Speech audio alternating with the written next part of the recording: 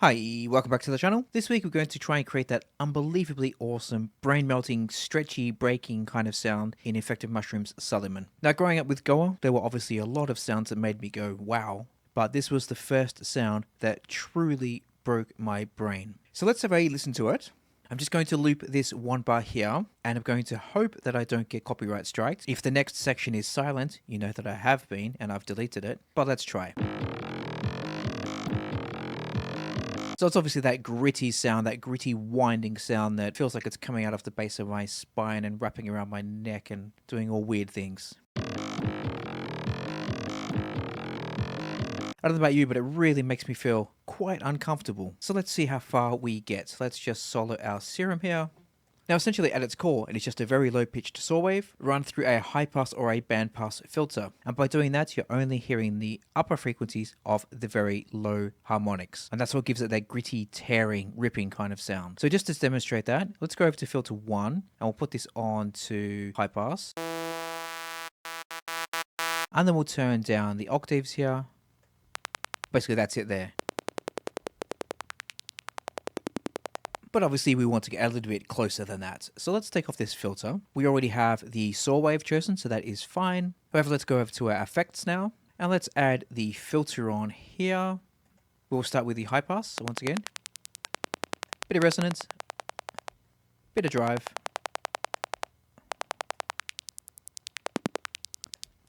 I want it to be quite high. Let's go around 6,000. Now the other thing that is happening, let's turn up our bend range here. Let's just hold down a note. And then when we adjust the pitch, and it gets lower, the gaps between those clicks increases. When we increase it, the gaps reduce.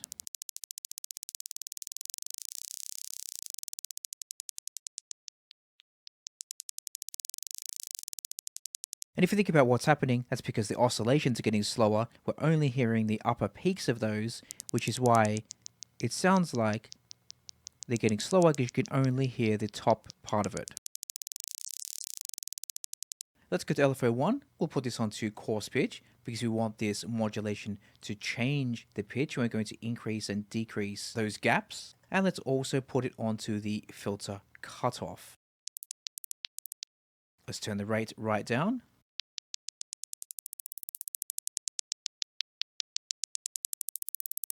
And we're getting there. It's starting to resemble that sound. Instead of having this boring triangle though, let's go to sample and hold. We'll turn the smooth up and we'll increase this rate to, let's go with half a bar for a start.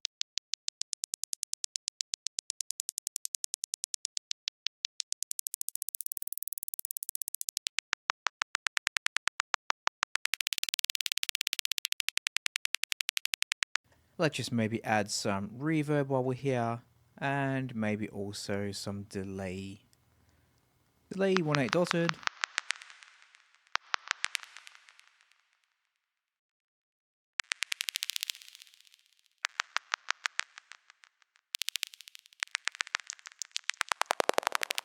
And then also while we're here, let's go to LFO2. We'll actually add a utility module and we'll assign this one to the pan. Ensure that it is on bipolar, which is good. And then once again, we're going to do sample and hold, smooth, and once again, we'll choose half a bar. Now these two randoms are completely independent of each other, which means that just because we've chosen the same duration here, they're both going to move independently of each other. It's not going to follow and be the same pattern, if that makes sense.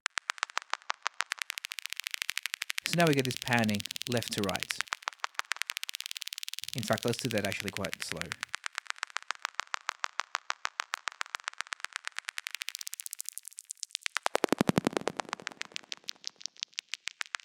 Now it's getting there. Let's just go back and listen to the original again.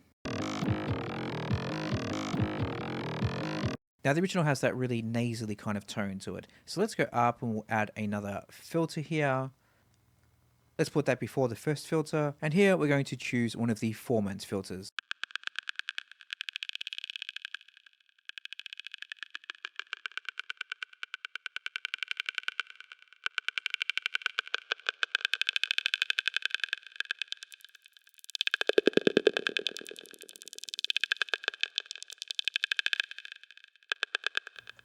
Let's just move our utility device up before the delay and the reverb. And let's also add a compressor just to keep those levels under control. Multiband.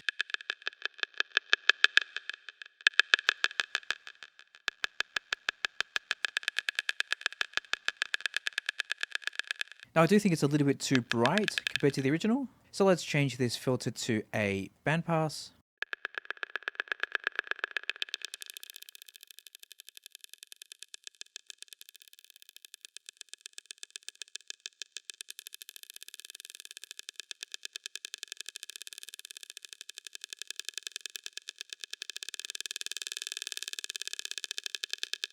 I think we're getting there.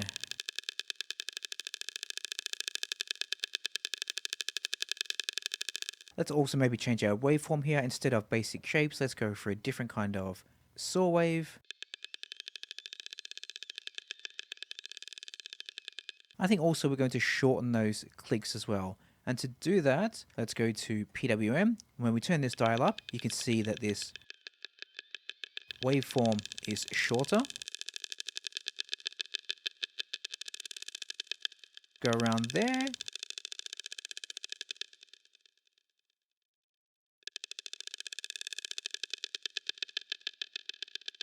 I'll go through the variations.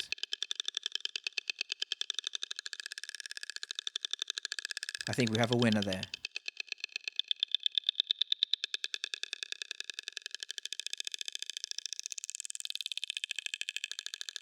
I think I like 3, but they all sound good.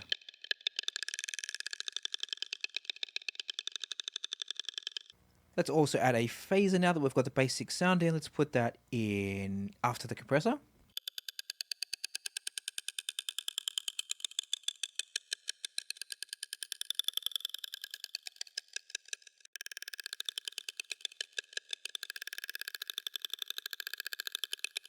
And let's just change this LFO to a macro. Now that we know it's working, let's go and put this in the middle. We'll also make this bipolar. And then we'll put the pitch down the opposite way to the cutoff. Macro in the middle. So let's play this back and we'll adjust this manually now.